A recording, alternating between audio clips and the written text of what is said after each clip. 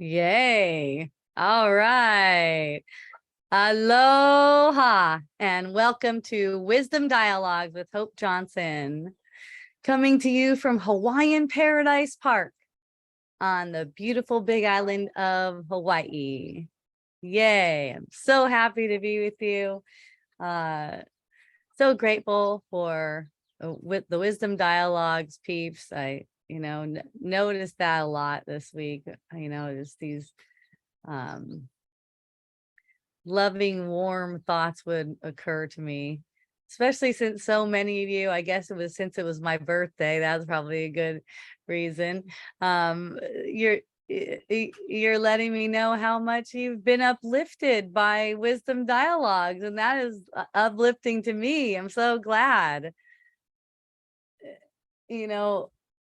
It's like for me with Wisdom Dialogues, I just really enjoy sharing. I love to uncover what's true. I like to reveal the truth. Let's say I love to reveal the truth for people, and it's a really happy truth. It's a really happy thing. Like you're gonna when you see it, you're gonna feel so relieved, unless you're in resistance to it and you don't want to know it because you have defenses about it. Then it's not going to land for you, and that's just the way it goes. It's not always going to land for everyone. That's just how it is. There's different people at different phases of awakening, stages of awakening, and they're all the interesting thing is all the people, all the differences that we perceive, they're all within ourselves though. So what it always comes back to is being glad about it, whatever it is. It's like if they're not interested in getting some relief, then hooray. That's just the allowance. It's really it's allowing yourself, because there's a part of yourself also that doesn't want to get it. Otherwise you would just know all of it right now and be seeing through this illusion, right? So the people that we people our world with that say stuff like that, they're just kidding, for one thing, and they're just revealing something for us. It's like, hey, can you accept me like this? Because it's all just one. It's all just the self. Can you accept me like this? It's like, yeah, you're doing fine. It's always like that. Yeah, you're doing great. In fact, you're doing awesome.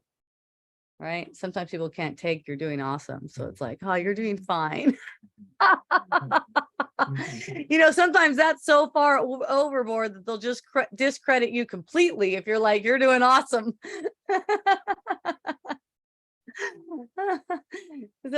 So back to like just and the way I feel it, it's not really like an ego thing when someone's expressing gratitude to me, like, because it's been helpful for them that I've been doing Wisdom Dialogues.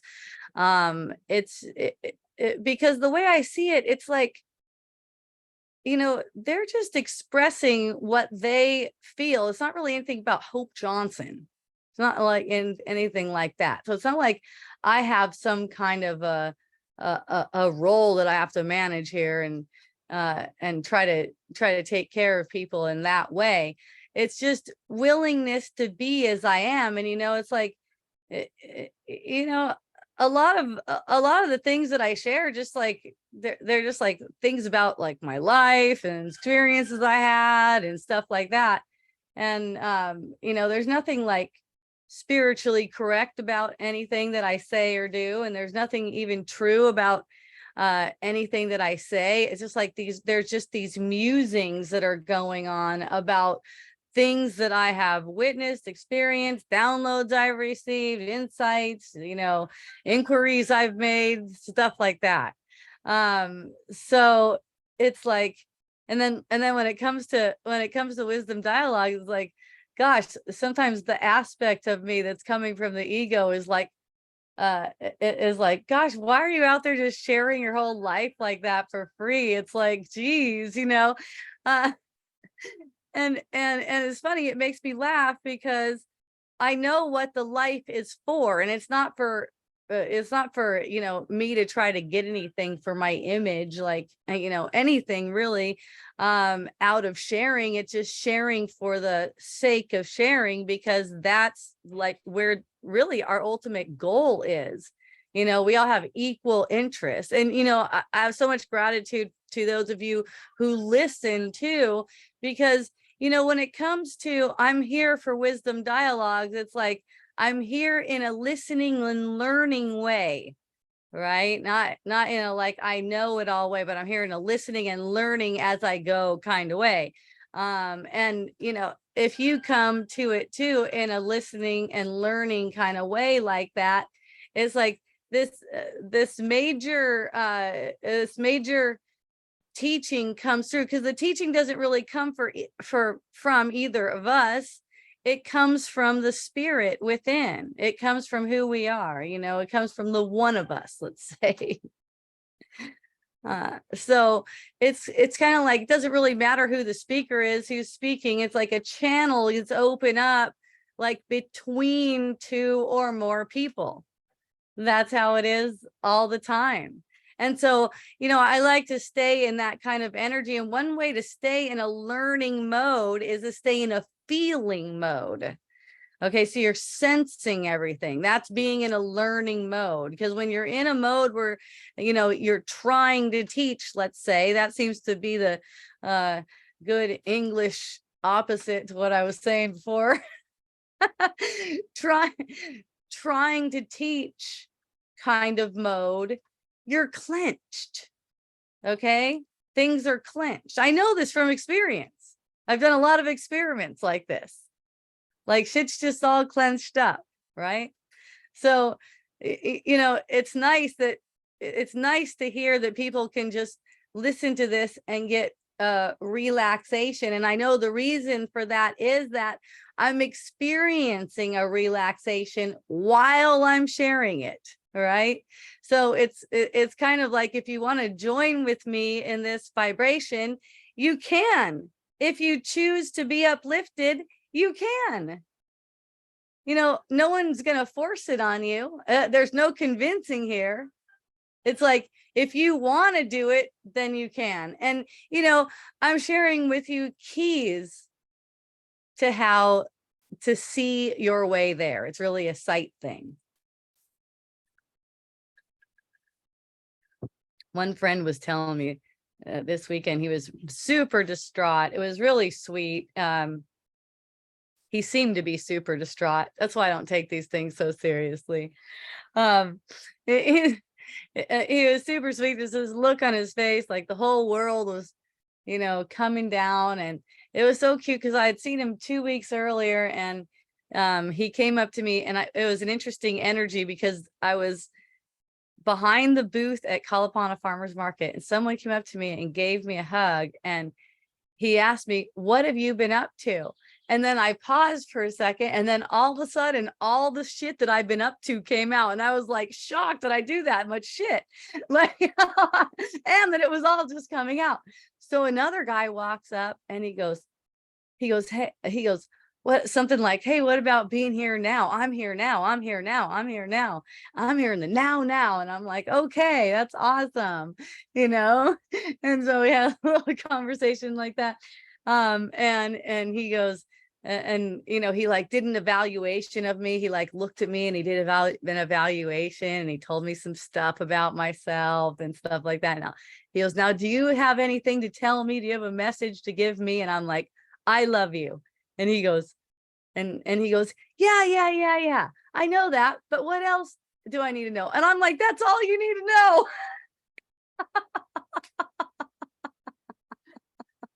I got no evaluation.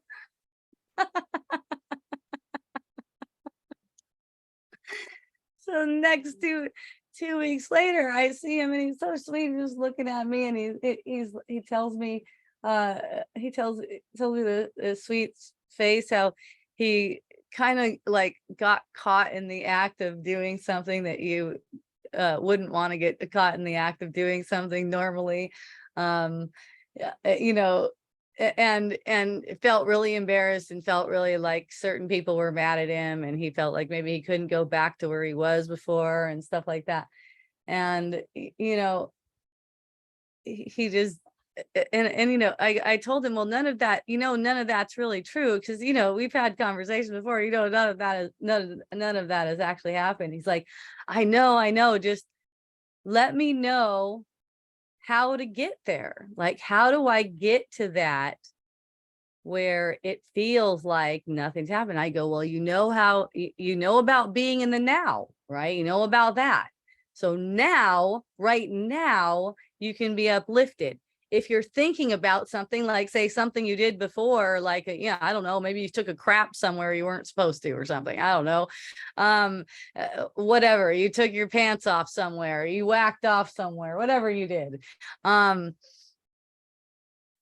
only way that could even make you feel distraught, and you know, you could use this as a learning opportunity, just like anything that occurs in your fucking imagination. That's where it's occurring. Okay, it doesn't occur in reality, it's in the imagination.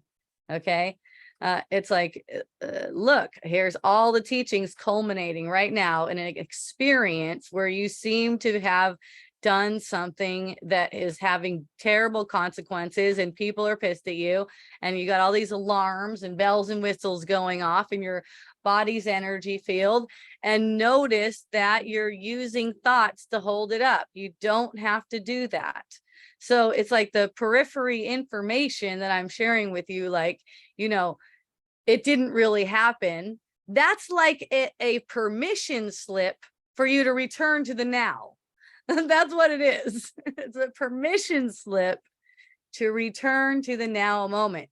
Because when you are when you are interested in something that you seem to have done before, and you're using that to project upset feelings on yourself, you're denying that the present moment is even available to you. Basically, when you're upset, you're denying that to yourself. So then, you know, I watched him get some relief right there, you know, and that's really like, you know, really the thing is, we're here to help each other see this kind of stuff. It's like the more we recognize it, you know. Another thing that I share with him is that, you know, no one's really pissed at you. Whenever they cross your mind, let yourself think of them smiling at you, right? Let them, just think of them like that. Be willing to be willing to see their smiling faces, right? If you feel like you can't get out of it, and you just have to think about that angry thought, you're really being stubborn, but that's okay. You know, you can just let yourself feel that completely. If that's the ride you're going to be on, if that's the ride you're going to choose, if you're going to choose that ride where you're going to go, okay, I want to just feel like shit right now, this is what I want to make myself do, then be on it, right? Get into it. If you got a block, get on a block. If you don't have a block, get on something hard.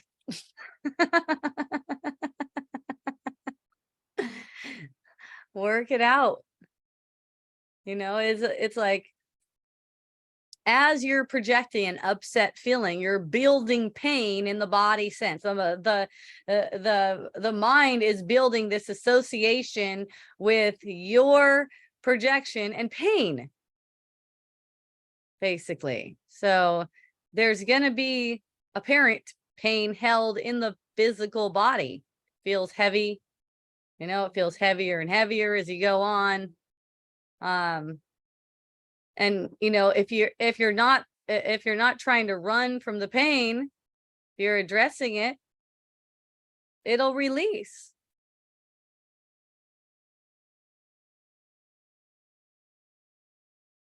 You just allow yourself to be released from it. But you got to be aware of it to be released from it too. What are you being released from? That's what these things are whenever they're brought up. So the more pain that's held in the body sense, the more pain that's projected into the world of form, into your subjective experience. And you know, it's not like your subjective experience doesn't affect the people in your world. It does, because it has an influence. Okay, it's not like our subjective experiences don't affect. We have effects on one another. Okay, we're constantly influencing one another.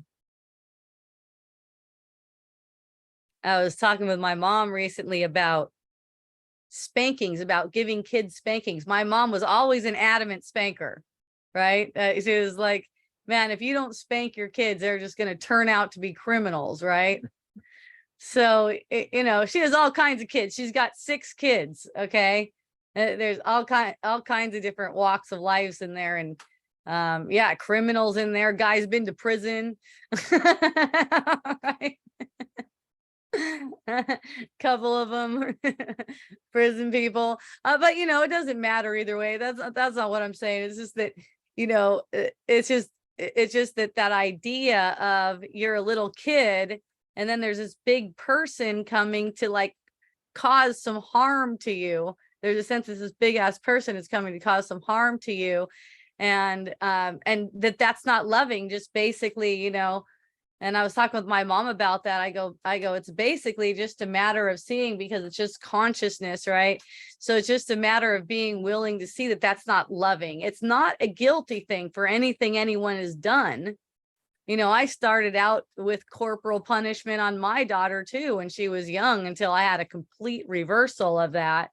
You know, that's how I started out. And then one time when she was like 15, I hadn't used any corporal punishment in a long time. And all of a sudden this emotional tide came through, and I just like backhanded her. And then after I had that experience, I was like, what the heck was that, man? Whoa, I can't be that out of control. Because it was like after it occurred, I was like, what in the world? And, you know, you can see how basically this acting is just, it's out of control. It's like if we're just harboring ill feelings, upset feelings, which is what was occurring, it causes us to act out many times in a violent way. It's like you cannot help it, right? So I noticed that, and I go, oh, this is why it's, you know, there's this drive for parents to act like it's good for them to hit their kids. They can't help it. So then they make a reason why it's good for the kid.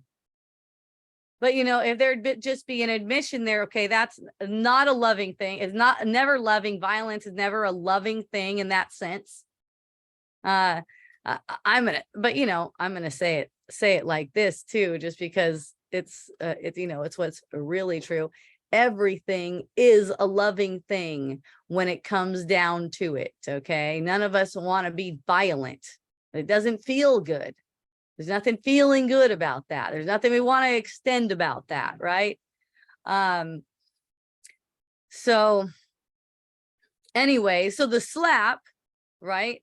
That the slap, let's say after it occurs, that image of a slap, that's a loving thing now because it's a lesson, right?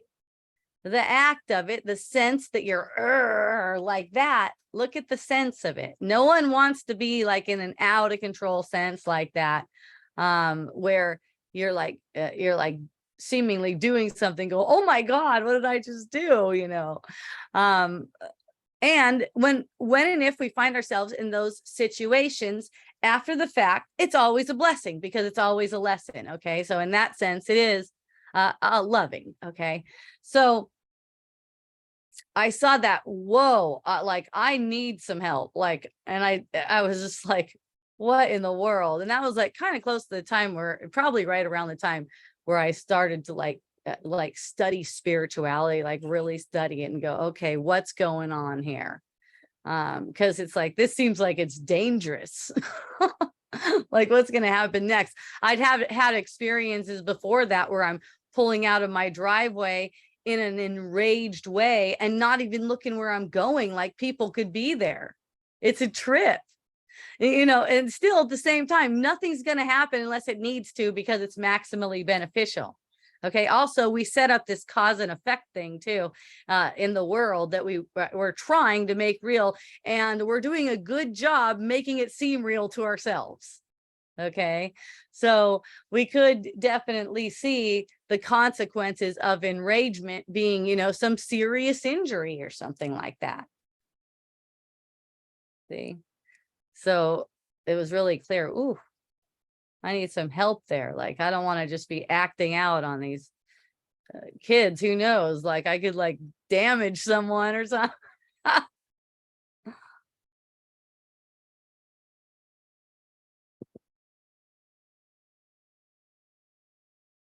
So the last time I hit a kid was when my son was like, I know you guys are like, she's just smiling about that. I know that because you guys, they're all just stories and nothing actually happened. And, you know, and a big reason why I smile about it is because I know a lot of you go through it. Okay. You know, how much guilt would my mom have to deal with if it was like, hey, you better admit that you really did that shit and stuff like that. It's like, no, one really did any of that stuff. It's not anything to be guilty about. It's just to get a different interpretation right now. Because when you decide right now that that's not how to teach a kid to be loving by hitting them, that's not how to do it. That's not something that we need to do. Right. And, you know, in essence, you're deciding that God isn't a punishing God. You're deciding that God is a loving God, really. I mean, that's really the symbolism. And you have this big grown person and this little tiny baby, and the symbolism is, hey, love is pain. Love is punishment. Right. I deserve to be punished. And, you know, that gives them something that they've got to see through during their lifetime. And, you know, you're always look at after the fact, it's always a blessing.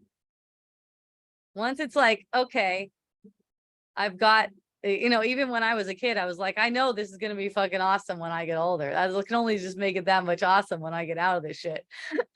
Make it, you know, I'm just going to go around my life like, woohoo, I'm free, you know.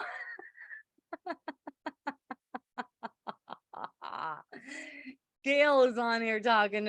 She said, I took a crap where I wasn't supposed to. I gave myself a permission slip. You're brilliant and I love you. I'm jumping out of a birthday cake for you this weekend. Oh, I'm excited about that. Yeah, get on something hard. That's right.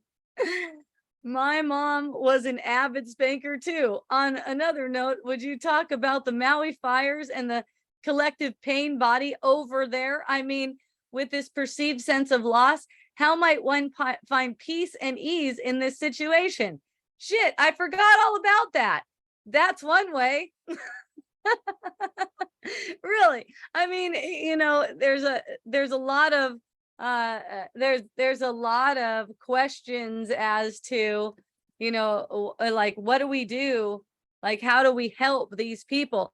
Well, since all of the people are being influenced by you, you know, I just talked about that earlier, how all of the people are being influenced by you, you know, get your own relief. It's not anything, you know, like if you're imagining suffering or something like that, or let's say someone's telling you that they're suffering or something like that, that's coming from you. That's all. You need relief. You need compassion. That's what it is. Okay. I'm going to say it like this. There's no collective pain because all pain is past. So there isn't any real pain. It's a projection in the present moment. Okay. Is all of what we get a perception of. It's a projection in the present moment. This is not going to prevent you from helping Maui people. Okay. It really doesn't, it doesn't prevent them from getting help. If anything, it helps them to get more help, even if that help isn't coming directly, seemingly from you. Okay. So there's it's all within, look at it, it's all within the one, and that one is me. That's all. Okay. So it's like all these things can just be dropped. It's like you learn about them and then they can just be dropped. Learn about it and it just be dropped, right? So yeah, it's really interesting because people on the mainland think that all of Hawaii is on fire. Like they don't know. I'm getting questions. People are asking me, should I shop with you at Miracle Botanicals? Like, are you guys okay and stuff like that? And yeah, it's like it kind of reminds me, like, if you're asking me, Hope, my place just went under the fire and my fucking dog got burnt in the fire and I'm really distraught right now and I need some help. Depending on your level of consciousness, I'm going to give you the help that you need. That's all. Right? How do I know I'm going to be able to do that? Because I'm going to get the help I need.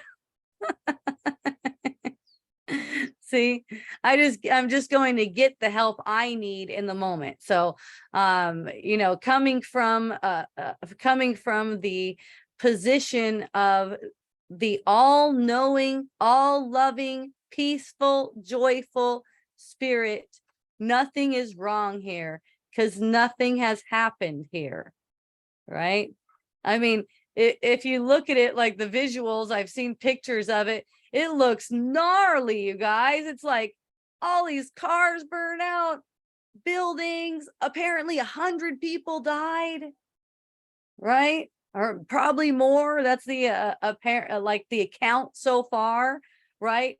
Possibly more. So yeah, it's like you can imagine how devastating that would be for people. And you know, I went through a similar situation, only no one passed away in the volcano.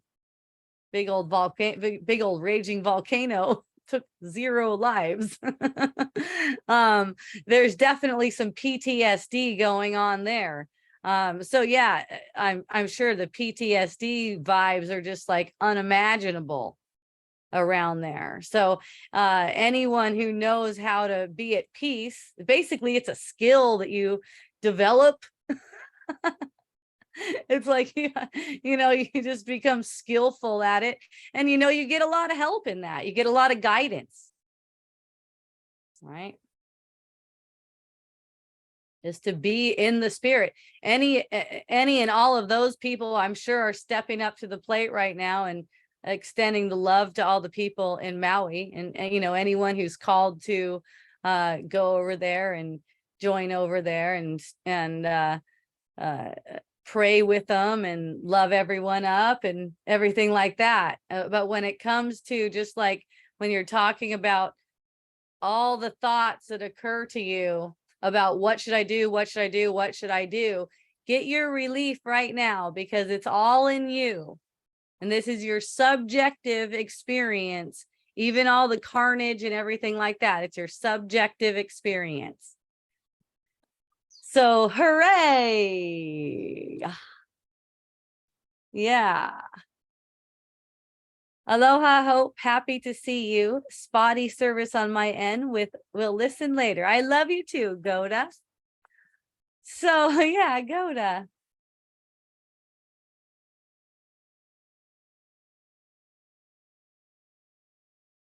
When it comes to people passing away, the sense of people passing away and the sense of loss, you know, that's a word that you hear a bunch is loss, is for you to allow yourself to see that there's been no loss. You don't necessarily have to say anything about that, right? People who have the perception of themselves going through an abusive relationship seem like they're at a loss. They feel like they're at a loss. One woman told me today that she's at a loss because a long-term relationship came to an end once she found out that basically she got a glimpse of the pattern she was playing with her partner, and she didn't want to play those patterns anymore. So she got a divorce.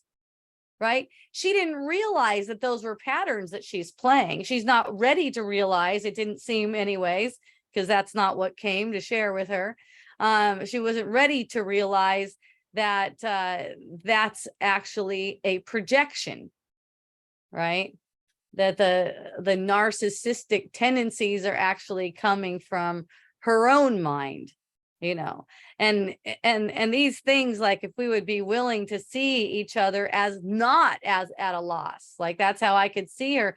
Definitely she's telling me she's at a loss. I'm not arguing with her, that's for sure, but I'm just willing to see that she's most certainly not at a loss, and she's making a decision right now in this moment to perceive those years as having been lost. So, you know, what I shared with her was, well, I bet you had some good times in there. And then that got her kind of reminiscing about some good times. She's like, yeah, we went to Hawaii, we did these different things. Like, it's like, yeah, so that's awesome. You know, so it's kind of like that for me. Like, it's like, you know, it's someone's lamenting over the apparent loss of a body, right? It's like, oh, I bet you had some wonderful times with them, because that's what could be focused on right now. Like, you're just dreaming it up. Now, not everyone can take this, or you know, is willing to even hear anything like this if they're not in wisdom dialogue. That's why I'm so grateful to all of you to just let me come on and speak freely, and you know, use examples of how all of this stuff applies to all our different mundane interactions, and seemingly mundane interactions and life experiences. And it was interesting teaching for me too, because it was just like last week or something where I posted this meme, and it was so cute. It had a crying person, and it was something about narcissists and stuff like that. And it was, you know, about how oh, I'll just read it, because then that I'll remember it really well. It was a good one too. I like doing memes sometimes. Okay, the urge to play, it's got a picture of a person crying, right? Did you see it, Carmelino? Yeah. Oh, it's new to Carmelino, maybe. Okay. The urge to play victim causes me to project gaslighters and narcissists. Instead of calling myself victim, though, I call myself an empath. It gives me the sense that I'm suffering because I'm special, and it justifies vengeful feelings. So I love this because I see synchronicities here. The woman who was talking to me today was basically telling me just that about herself. Of course, not in those words, because, you know, she's basically traumatized in her mind by this narcissistic relationship that she carried on for 8 years. And, you know, it's funny like that, because we can all look at our patterns and be like, man, I'm done with that fucking pattern, and go, that person's a piece of shit. You know, now they're the narcissist, the person I was hanging out with all that time. Right. So it also reminds me of my daughter's situation, where she's been hanging out with her guy for like, I don't know, like 8 years, maybe. And she's finds herself in a pattern. She's kind of like wakes up to this pattern that she's been playing, where she's kind of like supporting him financially while he just kind of like lazes around with a dirty house and stuff like that. And she's like, I don't want to do that anymore, you know? So it's like she moved over here in part to get some distance from that whole situation, right? But it's like, she still loves him and everything, and she's still willing to be with him. She's just like, I'm not playing in that pattern anymore. That's how we take responsibility. It's like, I'm not playing in that pattern anymore. I'm not being that person. So it's like, if you cannot have a narcissist without their codependent, let's say, you know, whatever you want to call that thing. I call it a codependent. It's someone who supports their narcissism by taking it on. Right. So So there's people who want to be that, and you're one of those people who wants to be that if you find yourself in that situation. So when you become aware, kind of like awake to what you're doing, then you can maturely decide. I mean, it seems like such a mature thing to do. My daughter is 31. I don't know, you might expect a certain level of maturity, but I don't see that in a lot of people throughout their whole life. They're still blaming. Blaming is not recognizing your pattern. Blaming is not recognizing what it is. And there's layers and layers to these things. It's like you get to see one layer of patterning that you do, and that's kind of like a step toward opening up to more patterning that you do. You guys, it's all patterns. Yeah, like onion layers, exactly. And then when you get down to the layers are just really, really thin, you can't even help it. You just see through this. You see right past it. The great fear is, and I know this because I sense it within myself, is that there's nothing. There's just a void. There's just blackness. There's nothing, like you don't exist. Your existence can't be threatened. That's the thing.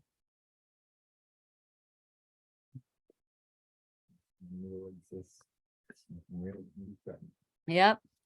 And you're the reality. Hooray, Gail. This sounds, oh yay, Corey. Thank you for joining. This sounds like avoidant self-worship. Hope the Maui fires are not a projection or a dream. 2,000 people are not accounted for. And if this happened over here and you lost your home or more, something like this. Yeah, this is the same outlook I have. If you knew me during 2018, my house did go under the lava. Apparently. In the apparent dream. See what I mean? So it's like that for me. No matter if it's my own. No matter if it's my own. And that is where the whole world is asking for the compassion. It's like that's how it is. And of course, I know, Corey, this is not something to go up and say to people that are upset and stuff like that. I mean, if you're relaxing and hearing from the spirit, you're not going to feel to do anything like that. People might just need some food or hugs or smiles or whatever. Right now we're on Wisdom Dialogues. So we're talking about how it is when that thought just crosses your mind in the moment so that you can have relief. See?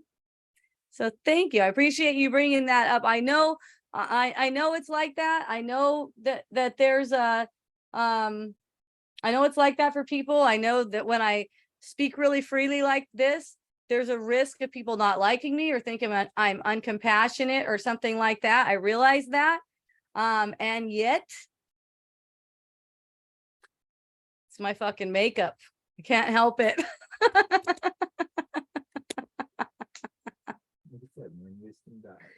We're on Wisdom Dialogues. Yeah, it's the truth that there's no loss. That's the truth. It's the truth that everyone who passed away did so because it was maximally beneficial for our awakening from a dream. You can look at it like this. Look, we've got this apparently devastated area and people. Okay, we got apparent devastation. Okay, these things that arise, they're all blessings. Do you know why? Because they are showing us that we would rather have reality than the stupid ass world that we made. It's violent, it's meaningless, it's chaotic. Okay? That's the point. That's the whole point of shit like this. The people who seem to have passed away, the ones who don't seem to be embodied anymore, they are not gone. They are rejoicing in this and in everything. Okay? It's only because of the veil of illusion that's been cast over our eyes that we cannot tell that this, like everything else that occurs to us, is a blessing. Okay? Now, a lot of the times the things that occur to us don't seem like a blessing. Well, that's very common. They don't seem like a blessing. The things that happen on Maui over there, I don't expect that many people are seeing that as a blessing yet. More and more will over time. You see how time is such a benefit. We gave it to ourselves so that we can have time to see. Without time to see, this would never go away, this sense of separation and guilt and the desire for punishment. Okay. Aloha, Hopi B. I love you. Thank you for joining. Yay. Yay. I love our little, what would you call this? A collaboration that we have going with Rory. Hope B is a honey hope. She's squeezing honey all the time.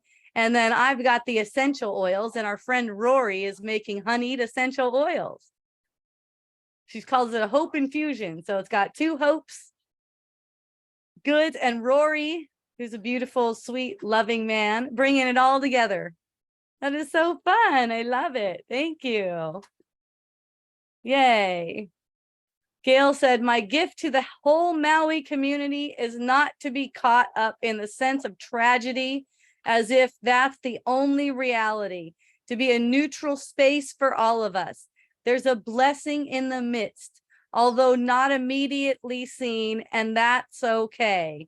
What a beautiful way to put it, Gail. I'm glad I'm spending the weekend with you. I'm going to get so many lessons over there. I'm excited. Thank you.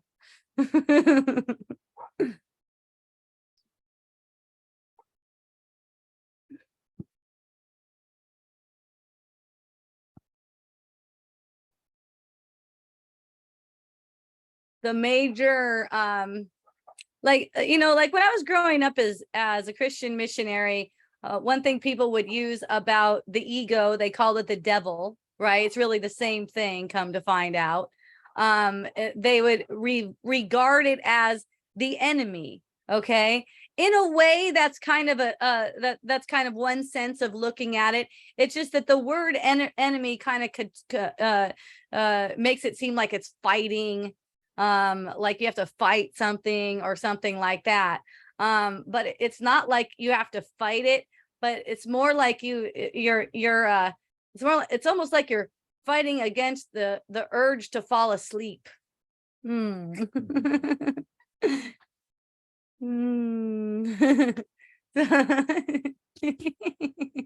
just tickled me when you walked over here. You know that? So cute. Chaitan just arrived. It's like, it's like resistance too. We taught ourselves how to be in resistance, so that could also be put to good use. And it's like resisting the urge to fall asleep. What does that look like? It's a temptation thought. It's the thought that's saying that something's wrong. It's a thought saying, or just wondering if you've done something that made you guilty now, right? You get like a wave of a guilty feeling come over you, or a wave of, what have I done? That's the temptation. Falling asleep is like buying into something like that, starting to evaluate, starting to go back in time, rehash some conversation that you had, something like that. See, the present moment is not encumbered by any of these kinds of thoughts that you have. So it's like you can't be aware of the present moment with all those restrictions on yourself. So it's like, there's just willingness to come clean, basically, and go, I don't want to be in the present moment right now. I want to be projecting onto myself. I want to make myself crazy. I want to make myself insane, you know? Right? That we all get temptations like that. And, you know, everything that I seem to go through as far as temptations or anything like that, I don't take them personal.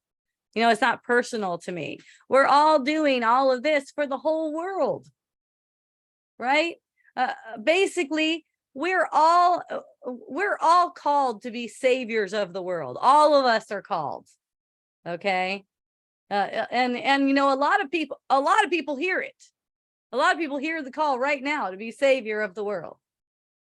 Not in the way that you're an activist or something like that, or you got Uzis and you're like destroying shit.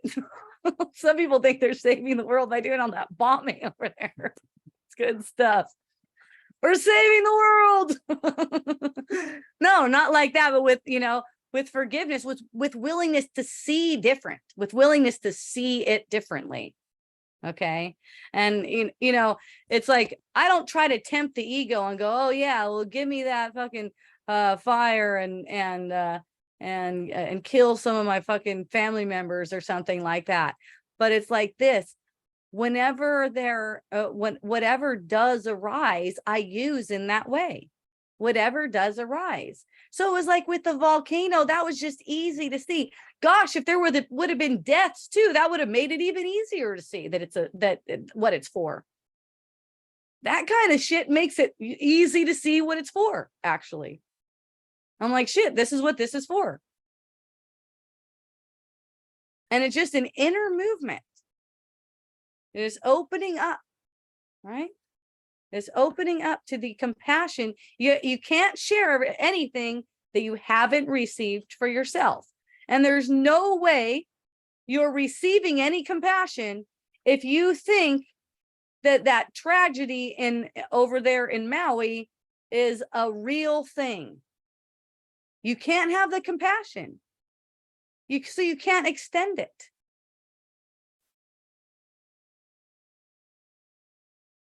It's blocking it. Empathy is not the same thing.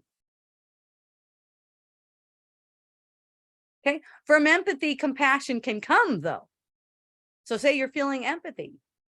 Empathy is like, wow, I can imagine that would be like really tough or something like that. You know, for me, when I put myself in that kind of situation, I feel inspired more than anything. I'm like, oh, this is where the demonstration comes in. This is the point where the demonstration comes in. There's nothing that can occur that isn't beneficial, right? Yeah.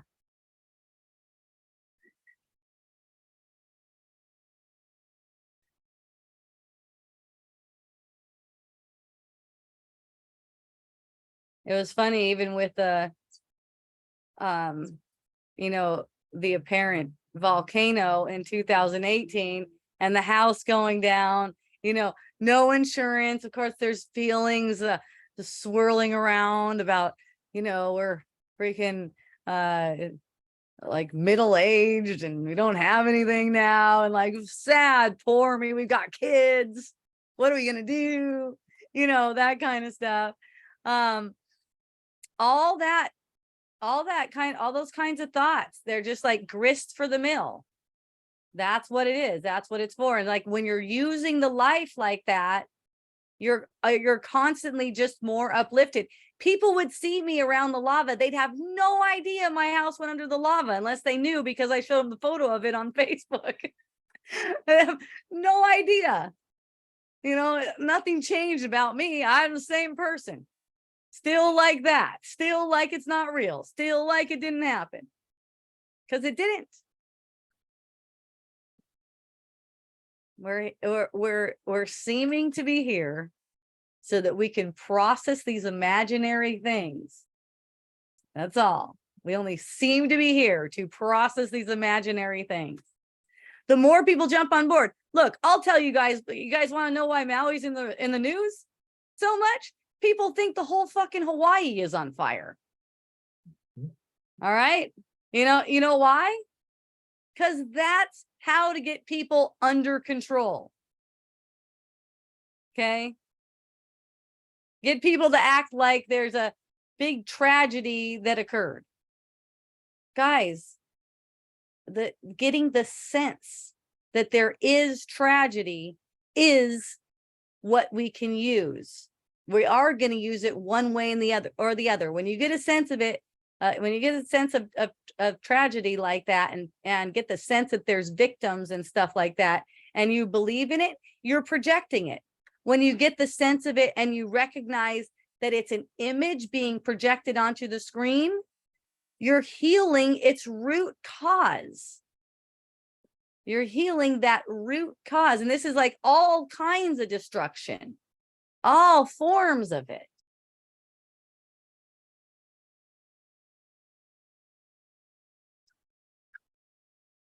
You know, and I don't expect acceptance for saying stuff like this. Like, I don't expect people to accept what I'm saying. No. But what I do, my goal is to accept whatever anyone else thinks or feels or believes about it. That's all. See how it just comes back to me again. It's like, even whatever anyone else seems to think of it, can I be in acceptance of that and still be allowed to be as I am and speak freely?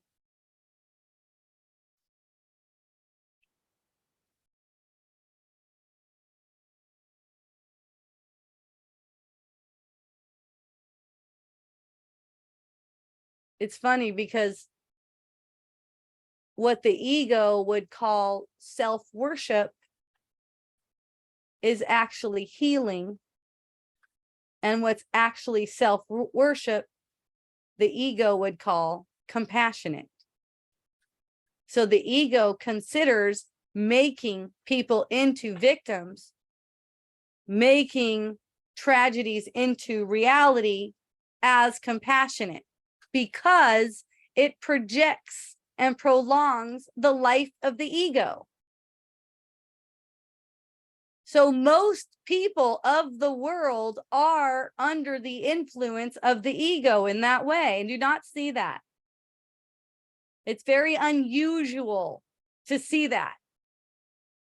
But it's getting apparently less unusual because apparently I'm being used to talk about it, for one.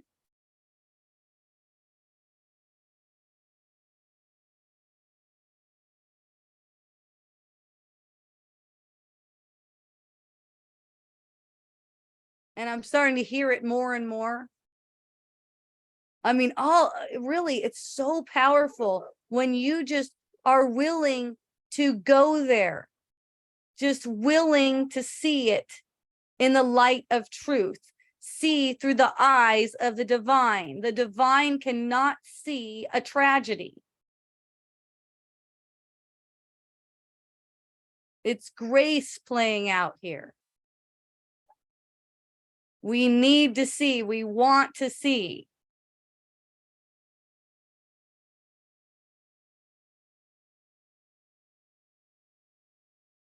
Okay, it's like we're co-authoring a story. Right? Because we want to see this, because something like this pushes us to be determined to see.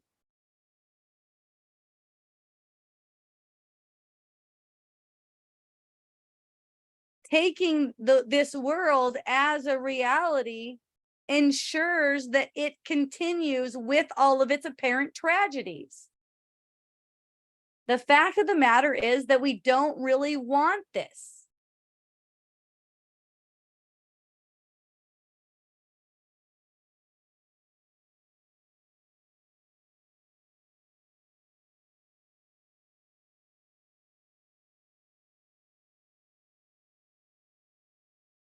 It's always like, would you keep it?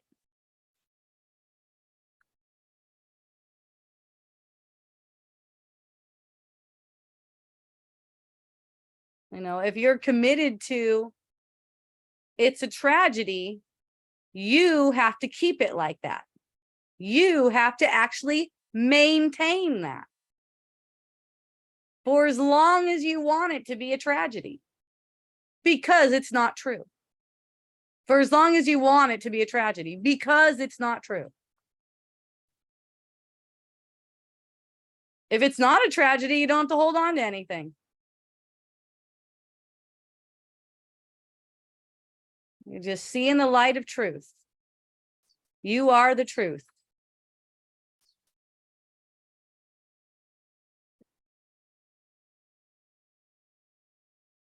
Mm.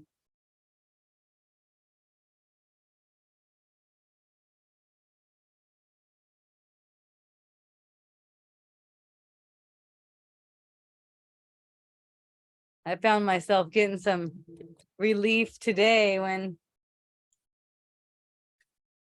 it just occurred to me. I was showing Tony how to do my mail, because apparently I'm going to be a real estate agent. It looks like it. It's like I just like finished that whole course, passed the final. Now I have the exam at the office, at the testing office in Kona next week, Thursday. After that, I guess I'm a real estate agent. I'm talking to someone next Monday about a job. So I was training Tony on how to do the orders, you know, and you know, I just felt like this sense, like I like doing the orders. It's so cute. I was, yeah, well, yeah, yeah. Well, yeah, and see, that's the thing. Yeah, you know, you're right. Carmelino said attachment, right? So it comes up and it's like so sweet, right? It's like, oh, I like doing the orders, you know, and then I noticed, oh, and I was interested in some more thoughts about that. Apparently, apparently I was interested in how much it sucks that I couldn't get Miracle Botanicals to make money so I could keep this as my job, because it's a really great job. And who knows, maybe it sucks as a real estate agent. Maybe I can't even make money at that either. And you know, and so I'm standing there and I'm just watching this. I'm like, and you know, I got my tongue on the roof of the mouth too while I'm watching this.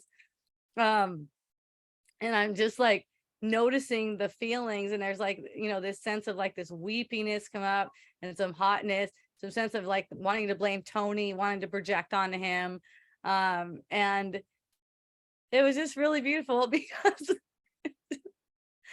it was just allowed to play out without, I just kept my mouth closed. I had my tongue on the roof of my mouth. I just kept my mouth closed. You know, there's a real urge to like, you know, express something, like just to express some kind of dissatisfaction, something like that. Which there's not anything wrong with that. You can't help it, actually, you know. It just kind of pops out when it needs to.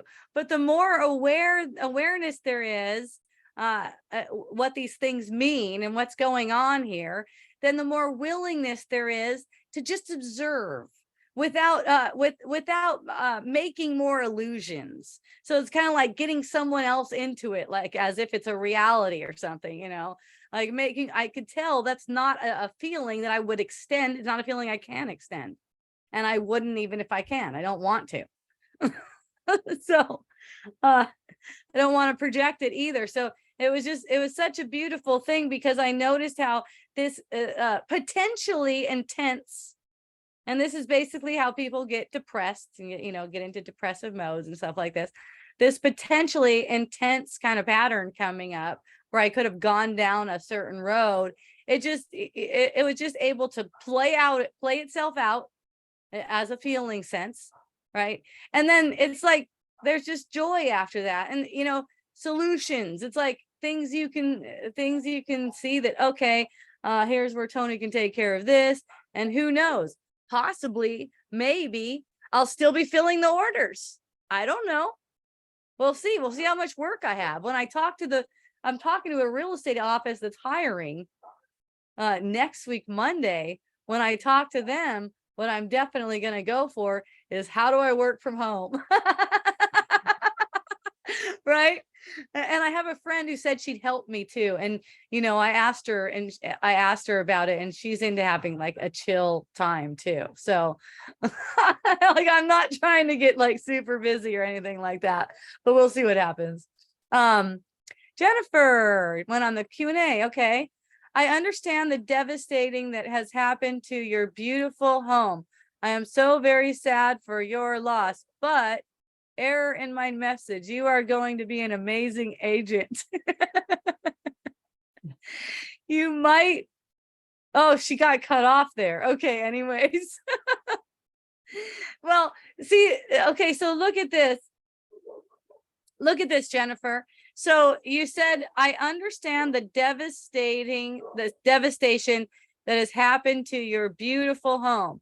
Okay, so that is really a programming. This is something that you learn. Possibly you might be saying that you understand this because you had that kind of experience yourself where you feel like you lost your home, right? To me, and what my whole practice was through that was to see through anything that was telling me that I did lose anything. And I was given that sight, I was given that vision to see that I did not lose anything.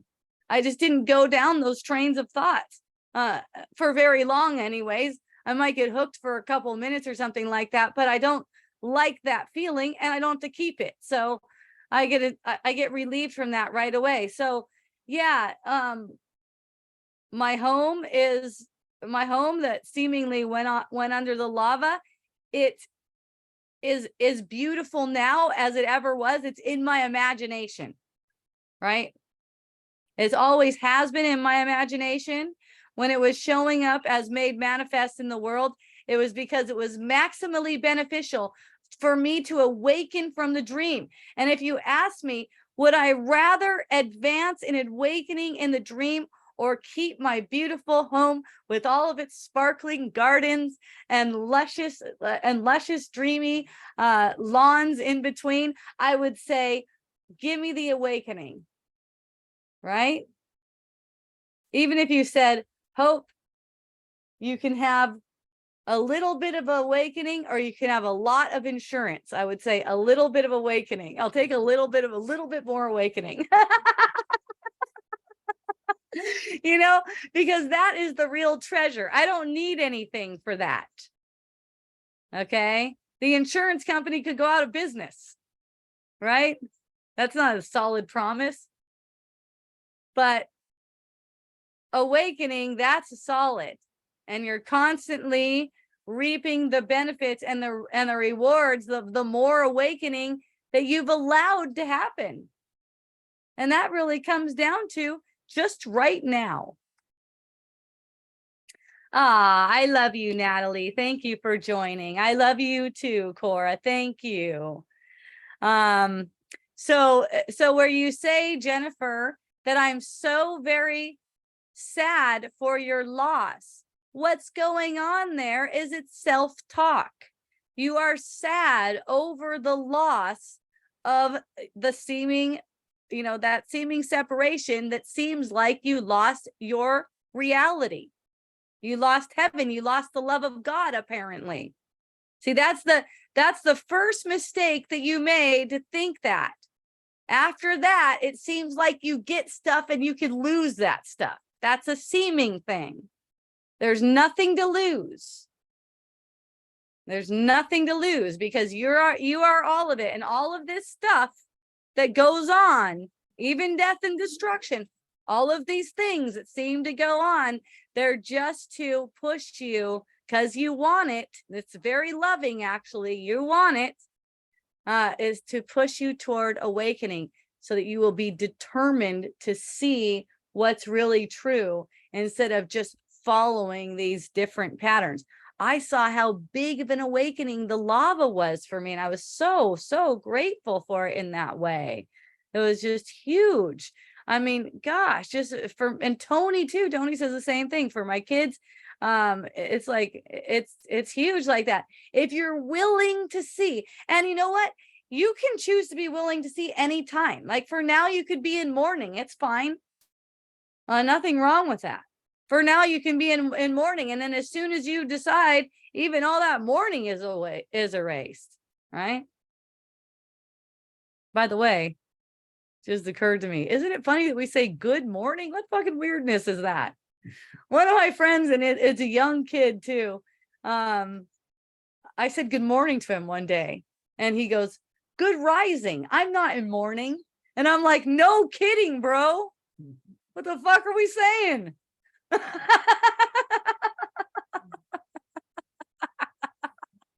Good day, mate. Good day, good day.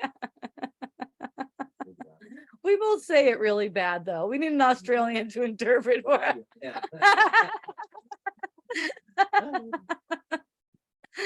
All right, what else is Jennifer talking to me about? I hate that these texts keep sending without my finishing my messages. Well, you know, it's just like totally, look, the learning opportunities, they don't stop. It's really wonderful. You know, it's like, even with technology, I love that, right? I'll be typing on Jasper and I just want that answer from Jasper as quick as possible. It's on my mind and I'm used to getting things fast now with the internet. So I'm like typing into it and it stops, it pauses in the input blocks. And I'll notice myself go, I hate this shit. And I'll go, oh, this is awesome. No, I don't even go so far to I hate this shit, but I, you know, it's like it's symbolic of that time where I would let it go to that big point, but I could still sense this little, like an irritation. So all those things, just like what you're talking about, Jennifer, I hate that that, it's the same thing. Look at when you use the word hate, just let that be kind of like a red flag for yourself. It's not like you're trying to police yourself or change your words or anything. You're trying to allow compassion for yourself. When you're saying I hate, that's a door closed to compassion for yourself, okay? I feel like I need to finish. I understand that you are full in your heart and nothing but your love of your family. I get it. Yes. And you know, even family members that pass away, you know, they're still the same. Right? They're still the same. It's not like, oh, you know, it's a loss because they're gone. No, I'm celebrating the great times. Right? I'm celebrating the great times. Right? Celebrate. It's like the bad times, the upset times, all those times, you could look at it like this. You were fooling yourself. Okay? The death of the body, you're fooling yourself. All right? It was like that person with that projection was only meant to last for this length of apparent time in your apparent dream. That's it. That's all it is. They're happy as fuck. All right, they're totally stoked. They're glad. They know that all things are working together for good. They're stoked for you. They know how much this is going to push you forward. So it's like, you know, you right now making a choice, it's like whether or not you want to be using it to keep yourself sleeping. Basically, sleeping is unjoyful.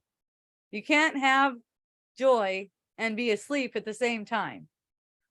Okay? The ones who are asleep are going to try to find joy in something in the world. And then when they don't find it in the world, they're going to blame the world. Oh, I'm just walking around all down in the mouth today because Maui. It's like, that's not going to help them though. Now, if you're in the store and you come up to me like that, you know what you're going to get? You're going to get a big hug. That's what's going to occur there. You're going to get a big hug. If you're asking me, Hope, I need some of your wisdom today, then there's a different story. Believe me, I'm aware of the resistance to speaking freely, me speaking freely.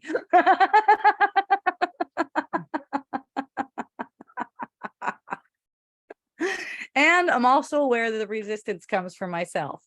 So it's like, I'm always going to be compassionate with the one showing resistance, because that's me. right? That is me.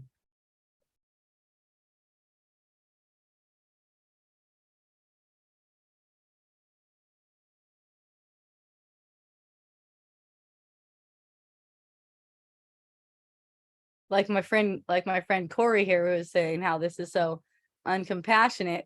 This is a real sweetie of mine. Some of you guys know him. He come over to Wisdom Dialogues and stuff. I love that he'll just say what it is, what it seems like to him. He'll just go, this is what it seems like to me. And he'll say it on Wisdom Dialogues even, so that he can actually hear my response to it. Whether or not that's, lands for him in any way doesn't change the fact that he's my sweetheart. Right.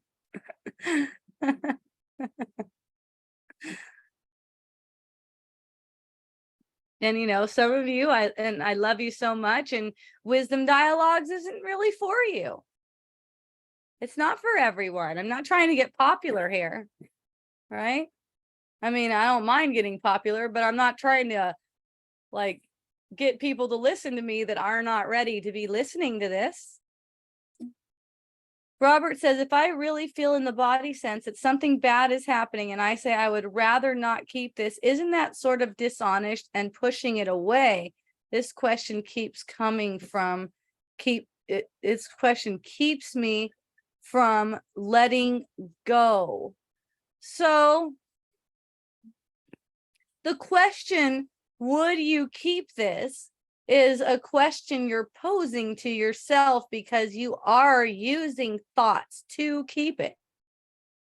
So for each moment you are holding it in your body's energy field, you're using thoughts to keep it. So the question, would I keep this, is like, would I keep on projecting these thoughts as if they're a reality?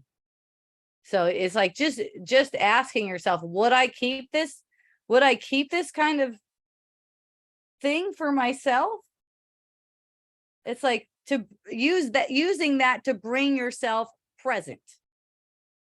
It's like if the answer's no, that you wouldn't keep it, then you would be willing to be released from whatever you're using to hold it.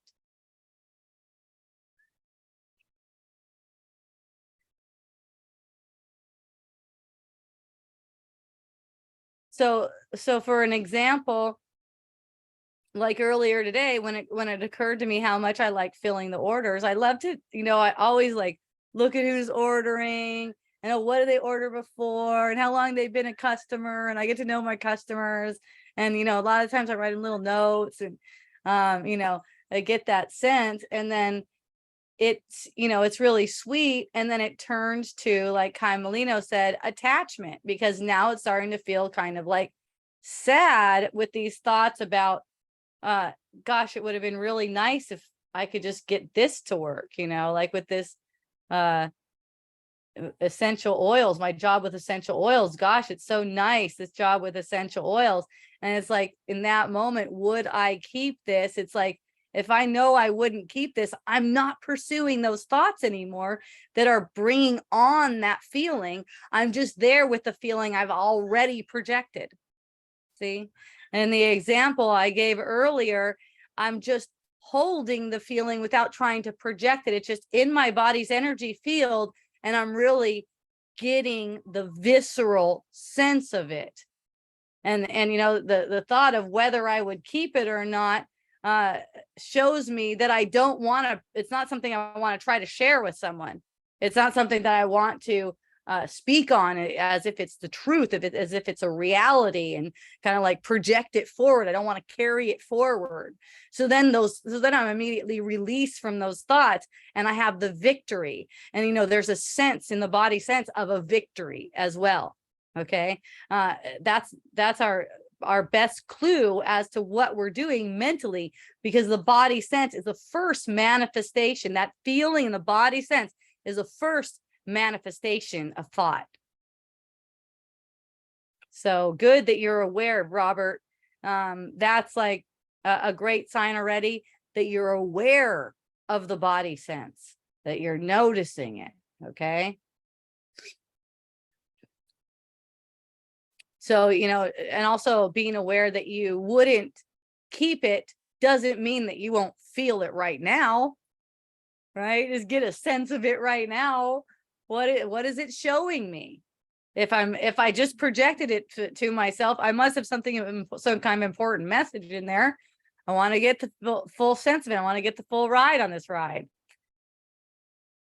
All right, Natalie, I had a cool awakening opportunity, she said, listening to wisdom dialogues on a way to a hike. You said something about earning the trust back from the self we made with the ego and then abandoned. So I ended up taking a tumble off some huge rocks, got banged up. And as I hiked out, I just kept saying to my physical body, you can trust me to use this to awaken. Nice. See, it's like that body sense that you erected with the ego, it's constantly in fear. It's not trusting of you. It's not entrusting of you, because, you've been denying the truth. So when that occurs, when you deny the truth, that allows the ego to use the body for attack.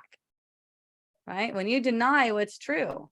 So when the body is used for attack, as in, any perception that you get of the body being used for attack, tumbling down some rocks, aging, whatever the perception is that arises in the moment, right? Using that in the moment to see through, it makes the body safe. It's like, that's why it's like this body sense that we erected. It's like, it makes it actually provides its safety because you're using the body sense for what it's meant to be used for. See, so the more you're willing to use the body sense for what it's meant to be used for, the safer you've made it. The more safety you have, okay, and apparent safety.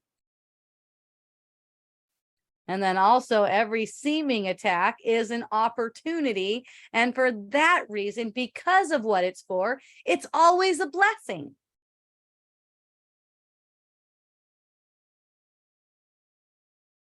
But everything that we get a perception in this world of that seems to be bad or hard or anything, Natalie falling down the rocks, Lahaina burning up, it's all an effect of delusion.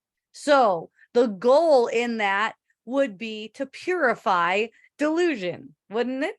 Rather than project it. If your goal is to have fewer of those kinds of things, then the goal is really to be released from all this nonsense that we project. And the way illusions are too, it's like they're already reflecting what we thought was true.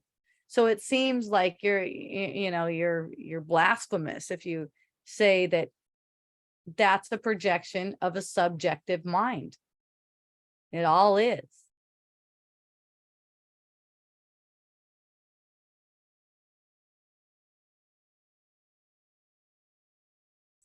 But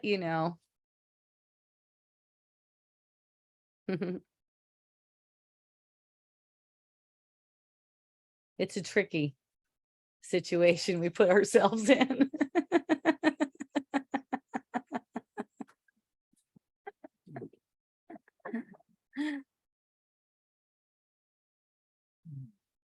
But those of us who are inspired to share this kind of thing, and also inspired to live it, really, you can't share it for reals unless you live it. You can't really share it.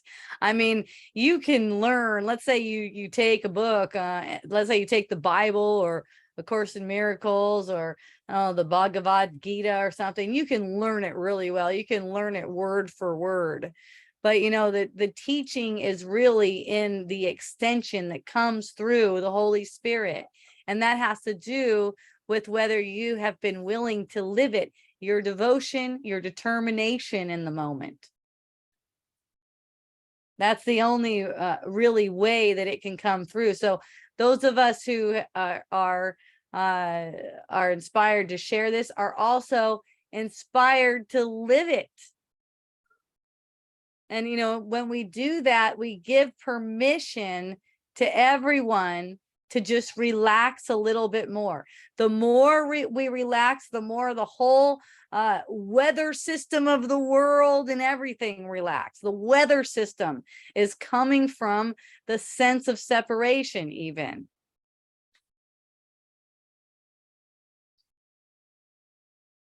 We're not vulnerable to things like that. We set it up. The people of Lahaina have an agreement. Natalie and the Rocks, they have an agreement.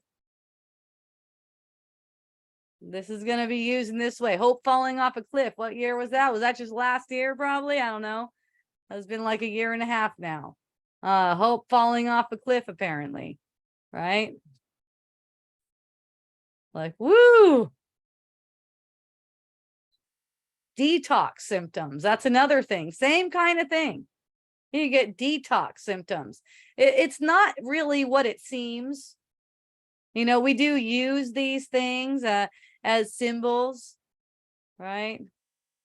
Things start to come up. Maybe you get like stuffy nose, some stuffiness, some lethargy type feelings. Look, take your rest, allow the rest. You don't have a really choice in it, but it's okay to get some nice rest. And notice what it is. It's always coming from a mind that believes it's separate. All little whatevers. Not in a guilty way, though.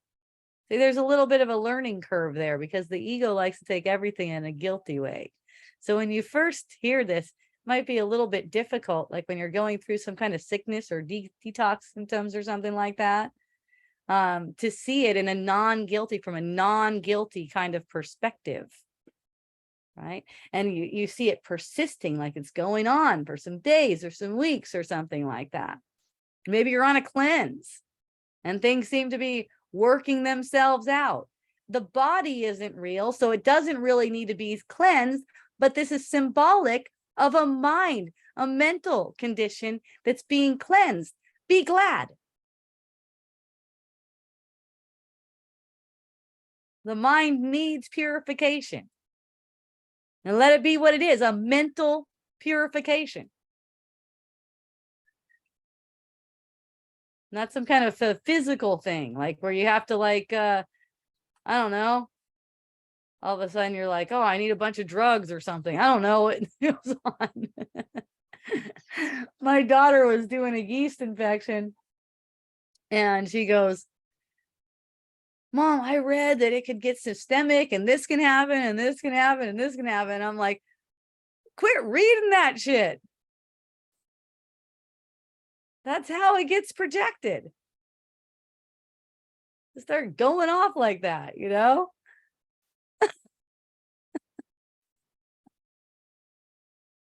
Oh, or someone's talking about West Nile virus, right? There's all kinds of tragedies. If you just look around, the other guy, this guy's nothing to do with Lahaina or anything. He's over there in the mainland somewhere, getting bit by a mosquito, apparently, and almost dying, apparently, getting bit by a mosquito. His wife just went through a whole thing, taking care of him and stuff like that. And same thing, it's not really from a mosquito. You don't have to start being scared of mosquitoes. Nothing can occur unless it's maximally beneficial. Now, if you're conditioned in a way, and that just comes through, or you're looking it up or whatever. Okay, how do we kill mosquitoes around our house or something? You get those cool bug zappers that make the sound every time they zap a bug. See? Oh, and I can smell them too. Oh, delicious. No problem with any of that kind of stuff. No problem with any of that kind of stuff. It's just that you don't have to live in fear. And the message is to live in fear. Okay, the big message is to live in fear. You do not have to live in fear. Nothing is like it seems. Even the biggest tragedy that you can imagine, it's really nothing when it comes right down to it in this moment. Okay, I've heard of people waking up within a war with dead bodies all around them. Okay, so it's like no matter what the circumstance is, it could be used for awakening. you know, and can you imagine this? Like you're like in a battlefield, which that apparently is going on. And there's like dead bodies all around you. And then all of a sudden you see past the illusion and you realize it is all so beautiful and perfect. Okay. And you know, it's in these moments where we're getting this perception. These are the opportunities we gave ourselves. And see, it's kind of like you're taking something away from or trying to take something away from someone, like their integrity in this situation. Like this is something they gave themselves. They projected themselves into this particular scene, this particular situation for healing. So it's like, don't take away their power, because that's really just taking away your own power. When you make someone a victim, you take away your own power. It's like, give them all the power. Like, you know, it's like the way I see it, everyone has all that they need to use every situation to their greatest advantage. And I'm sure Maui has some tuned in people over there that are loving all those people up in a very meaningful, mystical way. So I'm excited about that. Thank you for keeping me in touch with reality. This is Jennifer again. The gift of really feeling my true soul, like it or not. Very tricky. Yeah. Yeah, you know, it's like we're really good at games. We all like to play games, right? One of my friends told me one time to clue yourself in to you're playing a game, to let yourself notice crosses anywhere. When you see a cross, let it clue yourself in. It's kind of like something that is used on a lot of game boards. And for some reason, it has that kind of relationship in the human mind. And we just see a cross, like in boards in the house or whatever, they're everywhere. And to use it, you could use that to help yourself remember you're playing a game. Basically playing a game. It's like a game of hide and seek. Okay, you're playing a game with yourself. It's your game. So, you know, all these things are things that, you know, are teachings that come back to me in the moment when I'm being tempted to buy into a meaningless, harmful thought.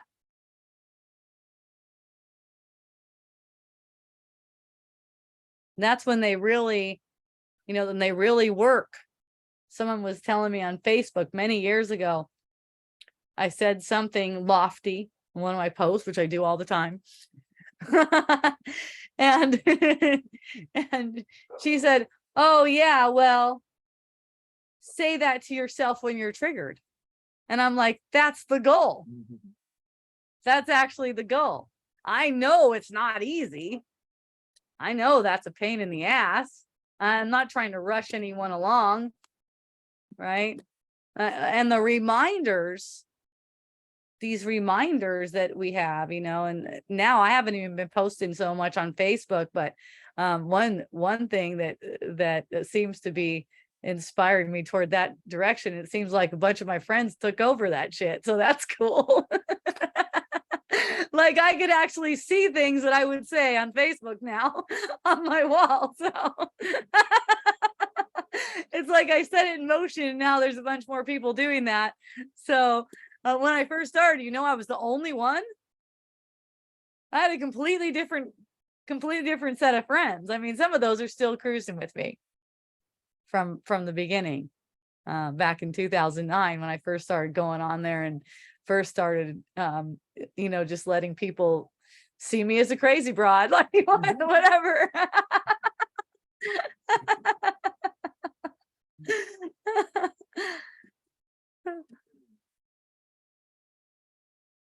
Yeah, but at first it's like you're the only one. And, you know, before ever sharing anything in like in a speaking sense, you know, you might you might just wait and you know, your inspiration might be just to show it in a different way.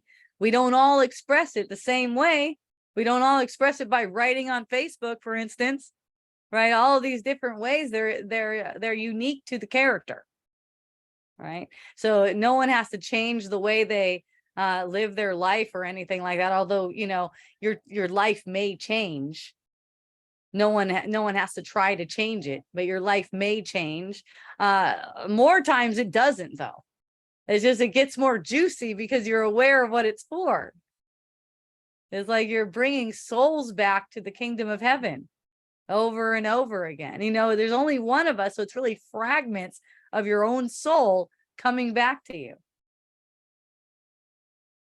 And, you know, another thing about people seeming to pass away, you know, it's like, as a guide that doesn't seem to have a body, they're that much more effective for you.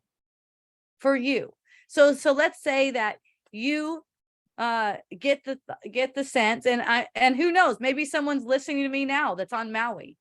Maybe someone's listening to me now that seemingly lost a family member on Maui, and they're interested in something like this, right? So if it's seeming to you that you lost the loved one and you're feeling really bummed about it, one way you could look at it is that they're more beneficial to you as a spirit guide, right? Because it's not like anyone leaves you.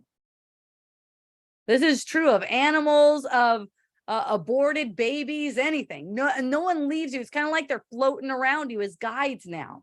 It's like they have a relationship with you. So they're more beneficial and more useful to you as a spirit guide. Okay. And the sense that you got that was that they were taken too soon or anything like that, I know this is like, this could be difficult to hear. And it's also very healing once you see it, is that they did it for you. The devastation, the apparent devastation, they did it for you. It's exactly the way you needed it. So with your willingness to see it that way, you can hear them. You can hear them speaking to you. You may even hear in your mind their voice loud and clear, guiding you.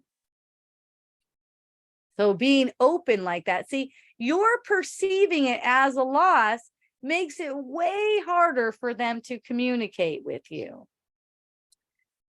They can still break through. There's all kinds of situations, and anything's possible. They can still break through. I mean, sometimes it even takes so much grief. The person's like so far off the Richter scale, you know, as far as grief, they're just like going all the way off. And then all of a sudden there's like there's like a vision that they get, or a sudden insight there, and then they're like relieved in that way. But for the most part, you're going to have your relief with being willing to see, and also it's really reliable too.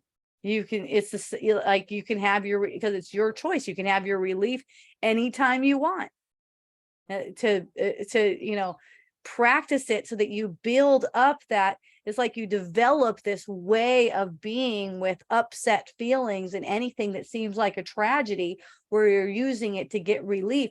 Use it on all the little things all day long, all the seemingly mundane things. You know why I wasn't affected in a negative way by having my house run over by lava? Because I was well practiced up until that point in time, because I was using every little thing.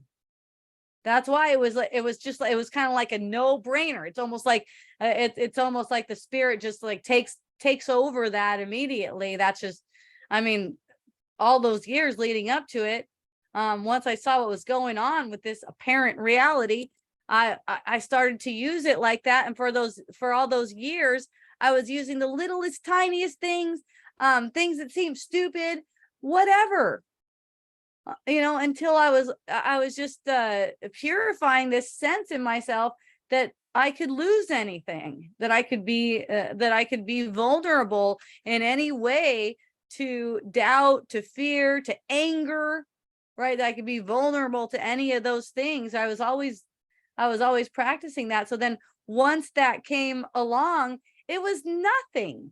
It was like nothing for me. I saw that it was really something for a lot of people. Like in their minds, they're making it into something. That's why I'm saying it's really something, because to them, it's real. See? That's why compassion would say to someone like who has just seemingly gone through a tragedy and thinks that they've gone through a tragedy, right? To just give them a hug, right? You just feel that, you just sense that this is exactly what this person needs. And you know, because you're allowed to have the release in it, right? You're allowed to be released in that. Niall says, thank you for the message today. It's really powerful on so many levels. Yay, Niall, you're really powerful on so many levels. I like you guys to know that. It's fun for me. That's just part of the makeup, the Hope Johnson makeup. It likes to reveal shit to you. It's fun. Thank you too. Thank you for being someone who gets shit revealed to them.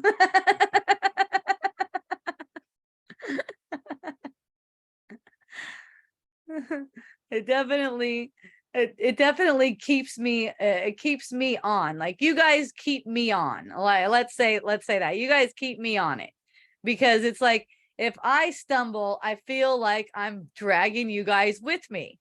Like, if so, it's like it's like, and it is like that because of how we have influence on each other. And also because, I'm telling my friends, hey, if you're ever upset, tune into me, because I'm like always dealing with the same kind of upset things that come through the world, that come, all that circulate the mind, they come into my experience too.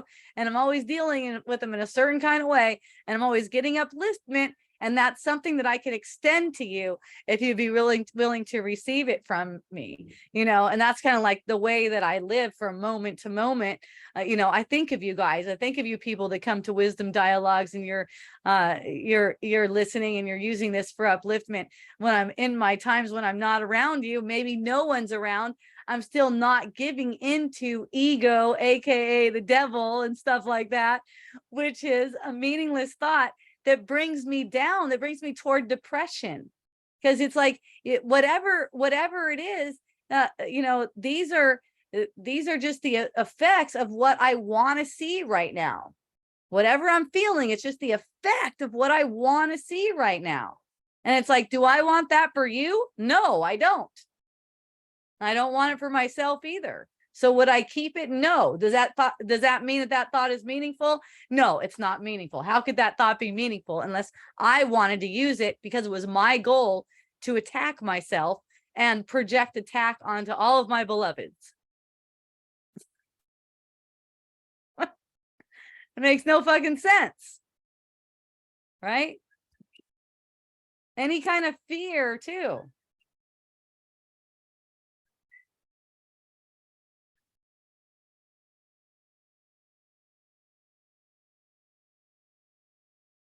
Threats, right?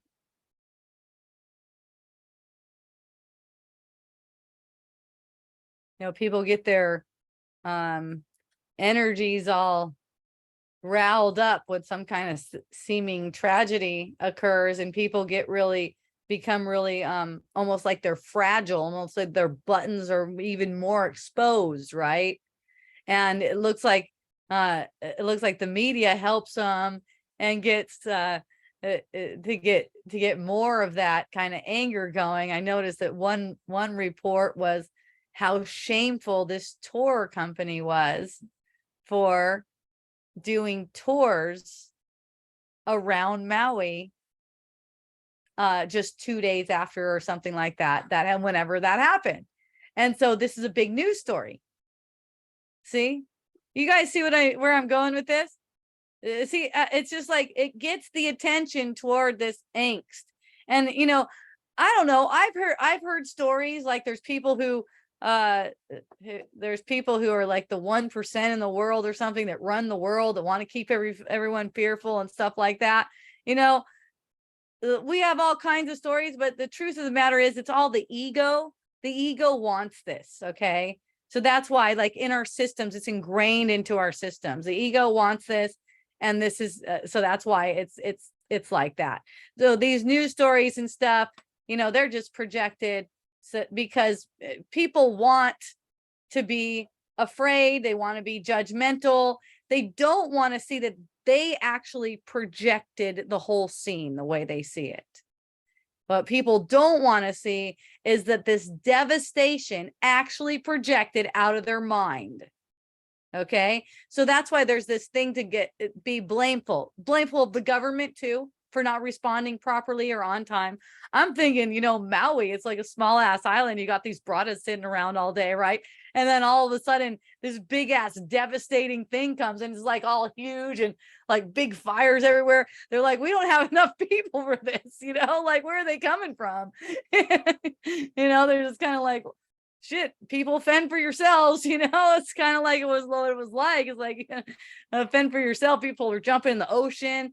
A lot of people passing away. You know, you had like, I guess there was an old folk home in there. You know, people aren't real mobile in places like that. You had to like get some legs on you, right? There's all kinds of like cars lined up in traffic and stuff like that. Just like burn out and stuff. Yeah, and so it's like there's all this need, because when you're perceiving this devastation, there's all this need to project as if someone's at fault, someone's shameful, people should be mourning more, all this stuff.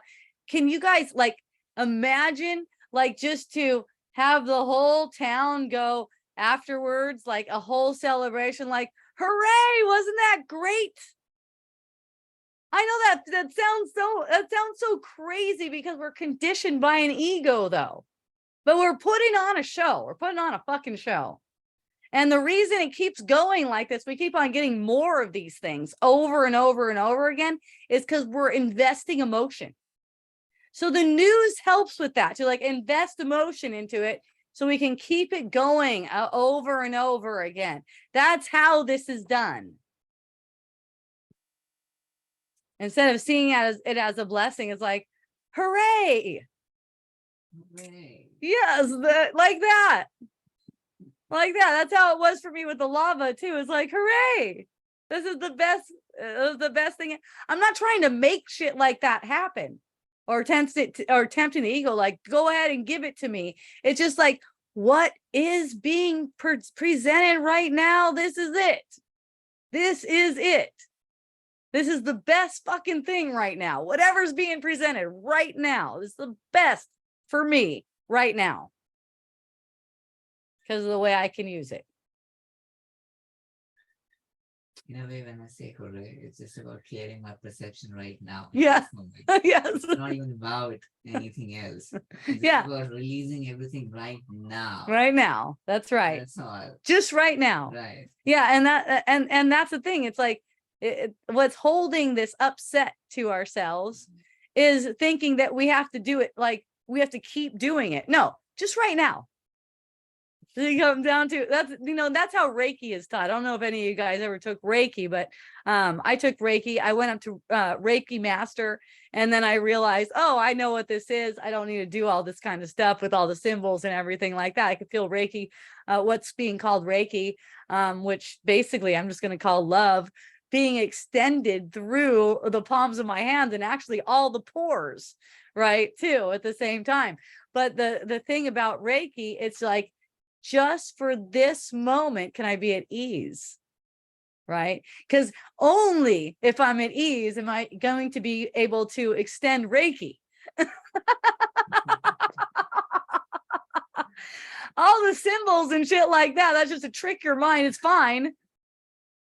All the Reiki symbols, it's fine. It's symbolic, you know. It's nothing wrong with it. It's awesome. It's just that, you know, maybe say I'm a lazy healer.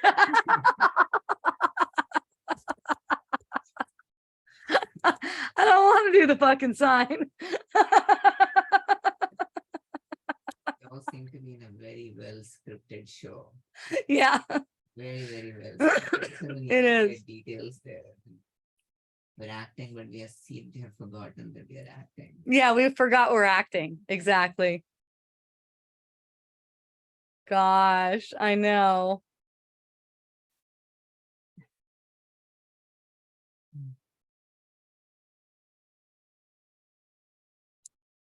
I notice myself feel afraid sometimes because of the way I speak and the way people take what I'm saying, like afraid for personal safety, you know. And really I just use that sense too in the same kind of way, you know, because the fear is around physical pain, right? You know, I've been threatened before, apparently, like where people issue forth something saying they're going to hurt me, or they hope I get hurt or something like that for the things that I say. And you know, I just get the sense of what it feels like to be afraid of the physical harm, and also, once again, would I keep that? So it comes down to that, and it's just like, no, there's only love here. And you know, in the Bible it talks about how you'll be given the strength that you need in the moment. So it's not like we have to war game the situation or anything like that. Now, if I feel really afraid, like you know, and it seems like it has like this grip on me or something, I'll let myself go to, okay, what's the worst case scenario, right? And it's like right now, the worst case scenario, just give me the worst case scenario so I can have release in this moment from the imaginary worst case scenario. And that's, you know, when that's the goal, that is given, you know, that release is given, so you can see the release. And also, you know, you're always given, I don't know, you guys have probably had like something that would seem like physically really painful or something like that. But you know, it's like I noticed like when I seemed to fall off a cliff, it didn't seem to be painful.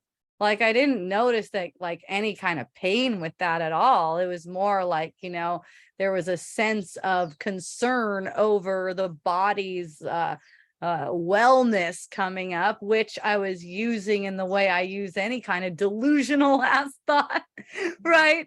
But pain, but physical pain, no. It's like something gets turned on that's like, it doesn't even like the fear of it is more than anything. It's and you know, really pain is a manifestation of fear at the same time. So you can see how this projection goes. Okay, it's like it's like fear manifests pain, and then there's fear of pain. So that's a fearful projection over the pain, right? Or you get the sense of pain, and then you project more fear. So this is kind of like you can see how that goes with the thing with the Lahaina thing too. It's like fear caused the apparent devastation, and then on perceiving apparent devastation, what happens? Projecting more fear. See that? So fear and pain are the same thing, and they have to be upheld by your attention. That's you're handing your power away, your power to be joyful and carefree. You're handing that power away over to this kind of situation and giving fear meaning. So that keeps on projecting more and more of the same. That's not what we want to do. That's not our goal. It's not anyone's goal. But the ego will have you working very hard against your goal. It's amazing. It's really, you know, it's really interesting to realize that, and seeming to be in the midst of billions of people who don't realize that. It's like watching babies with knives. Okay, it's like you guys are just like hitting yourselves. All right, Nael, I was saying, yes, that used to be me, and I noticed what would arise. It was an energy that did not serve me. I mean, so many apparent deaths happening for reasons the news cannot sensationalize, such as 22 vets die per day suicide, or okay, so yeah, look at that too. It's like geez, you guys, it's like, look at the huge deal that's being made out of Lahaina. Like, put this into perspective. Are you saying there's 22 vets a day committing suicide? That adds up to way more than 100 over a month. You don't see that going on. You don't see big stories about that going on, right? This is like an ongoing apparent reality too. But it's like, what's sensational? What's the most sensational? What's going to get the people blaming their neighbors for not doing it right? What's going to get the people to be blaming other people for not being compassionate enough? Right? It's really interesting. Like, you know, what's like the boat off of Maui, right? The way the news reports it too, it's like, shame on these people for being so heartless to be having fun right here off the coast of Maui when they're not even done counting the bodies yet. How shameful of them to do that. It's like, how is that a fucking news story in the first place? It's because there's a need to project. Okay, it's not really news. It doesn't really need to be anything at all.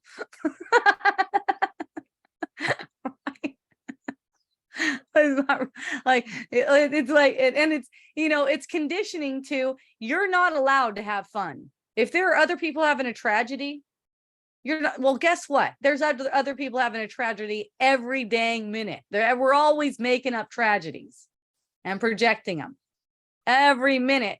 There's some kind of, and you know what? They seem to be really realistic. You know, hurricanes, floods, whatever, murders, whatever. There always seems to be all kinds of tragedies. So then you can never be happy because of that. There's people suffering in Ethiopia. You can't be happy. It's as if you're being sad, you're being depressed will somehow get them a better life. It won't. It will only just help the ego. Okay. All you're doing is buying into the ego's persuasion and helping with the same persuasion. You don't want to persuade in that direction. You want to persuade more toward elation, joy, compassion, sharing. It is not compassionate to make people victims. It is an ego form of empathy. So hooray. Let's see, what else did he say? Or 35 people die of hunger per day in the USA. These are apparent statistics on the mainland. No news about it. Huh. Interesting, Niall. Yeah. No news about it. Nice. It does not control the masses. I breathe when I get caught up. Oh, I breathe when I get caught up and send love, be love. That's really what it is. Look, people are dying around you all the time. You guys hear the ambulances. Okay. In the apparent reality, people are kicking the bucket, croaking, whatever, buying the farm, all the different ways of saying this. What's up? One concept, bringing up suicide earlier. Well, being born as a contract of suicide. Yeah, I mean, that's a all good that point. is, I mean, Being more stay right. there to- Right. No one's actually born. Mhm. Pretending to be born is basically a contract of suicide. Now that contract can be broken. That's what's awesome. Like none of the, even these apparent bodies don't have to proceed all the way to apparent death. Like there could be an awakening before that. Okay. And that's a matter of seeing past the body, where the body doesn't even need to do an apparent death, because it just reveals itself as not being there at all. Not at all. It's a contract. It's a pretty hard written contract. Yeah, you signed it in blood, basically. You know, that would be the symbolic look of it. You signed it in blood. But you know, you can break the contract. You know why? Because the contract has always been voidable. You know, it's funny in contract law, where one party can't really make that contract, like because they're a minor, let's say, they can't really make a contract. If they go and they make a contract, they say, okay, I agree to babysit your kids every day for this next year. Because they're a minor, that contract is voidable, but only by them. They can void the contract, right? They can either carry it through, or they can say, oh yeah, well, I'm going to use that. Well, because we're holy, right? We are not really authorized, capable of making a contract to throw our holiness away and engage in death. Okay. So we can keep that contract as long as we want, but it is voidable at our option. Realize it's an illusion. That's right. That's right. Did I get finished? Oh yeah. Okay. Yeah. So it's yeah, the world is meant to get us all up in arms and get us fearful. That's what this whole Maui thing was about and is still about. Look at the numbers too that they're making a really big deal of on the news. 100 people a day, 100 people have perished apparently in this. And you know, that's not like to minimize and say all those people, they were, no, it's great. They moved on to their next expression. They're stoked. They're stoked. You can be too. Okay.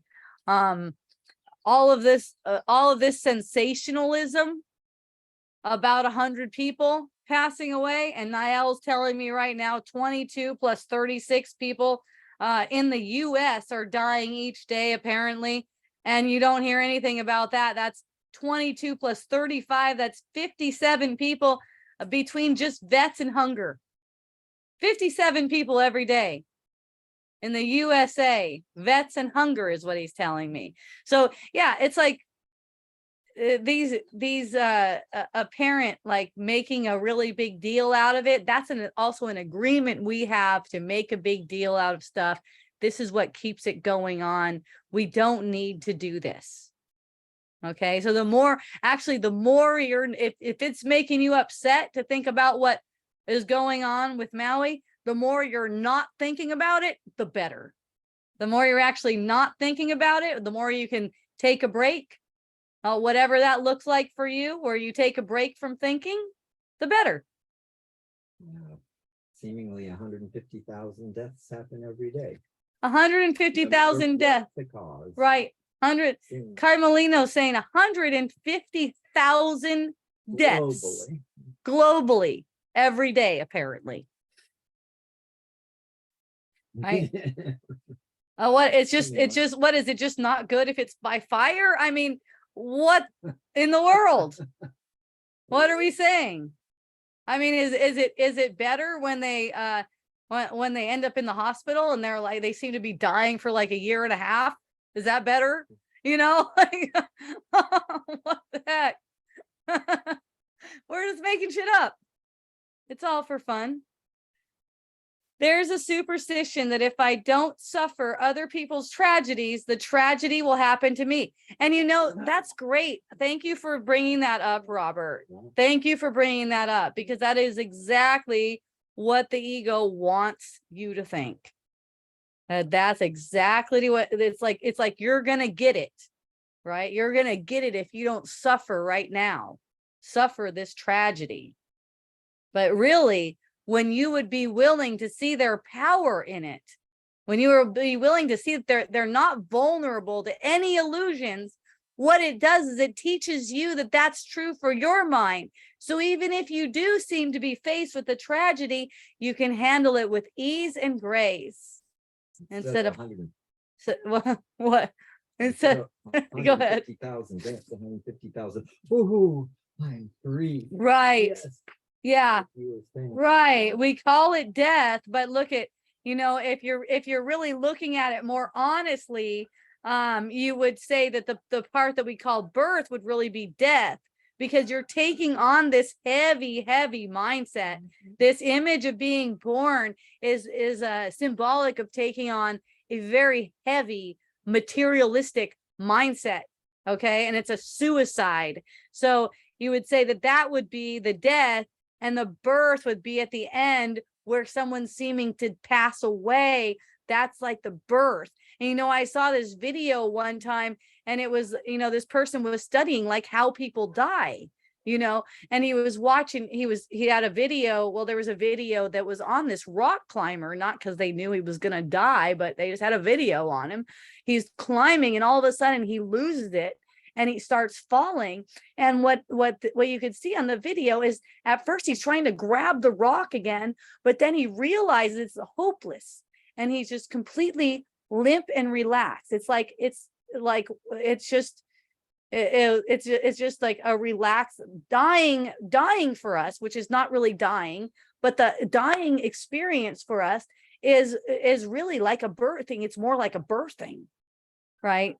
And it's like the taking the first breath in this world is more like symbolic of taking on a really heavy thing. You would think people would be like, oh, oh gosh, yeah, well, yeah, you're here now. Sorry about that. When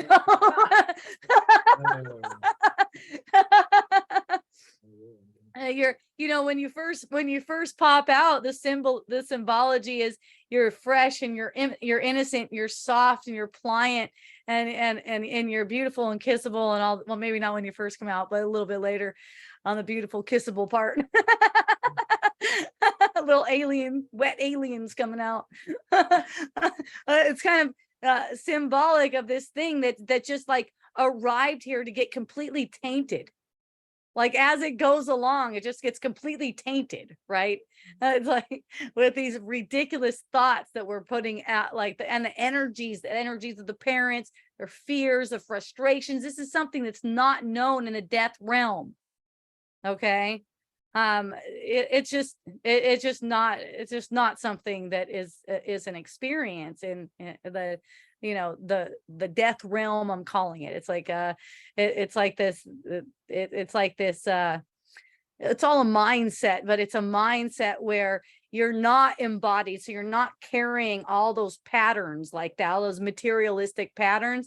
You are still carrying the thought of separation. That's why you're not in eternity.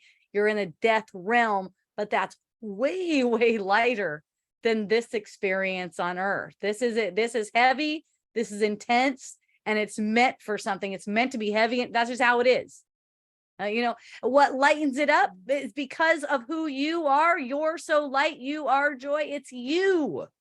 You bring the lightness to it. Nael has something. I was the first responder for the Red Cross, and if I felt led, I would go help. But if I don't feel led, I just send them love, maybe a donations if I have the finance, and thank God for the apparent tragedy.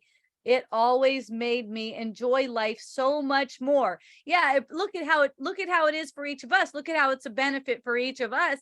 It's like it shows. The first thing that I said, wow, well, that'll show me that right away. Enjoy it. Enjoy the shit. Enjoy what you enjoy. You're not promised it's here tomorrow. Okay, you enjoy it. Don't have any regrets for not enjoying things enough. Is to enjoy what you enjoy. That is a big one.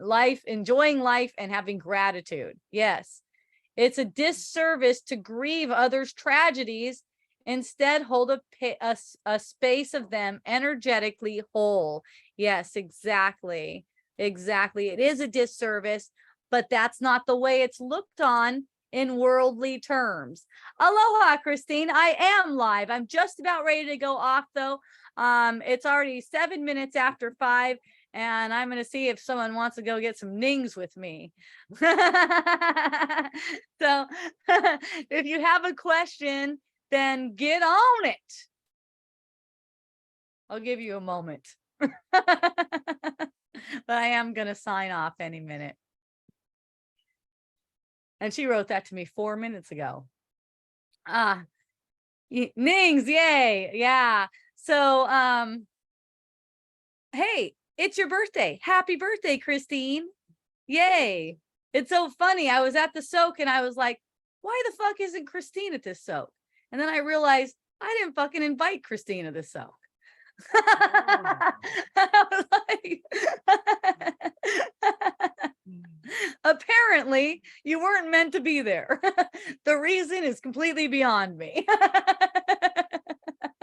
I love you, Christine. Happy birthday to you. Oh, you're in New Jersey. Okay, no wonder. Yay. Well, I would love to soak with you sometime, apparently. Are you coming back soon?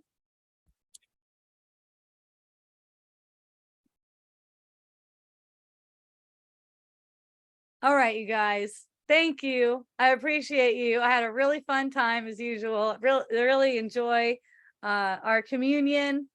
Thank you so much. I am at Cinderland Echo Village on Fridays, 3 to 5. Okay, it's a little bit tricky parking there, but you can work it out. You can work it out, maybe carpool or something. Also, bring something to sit on unless you like sitting on the floor.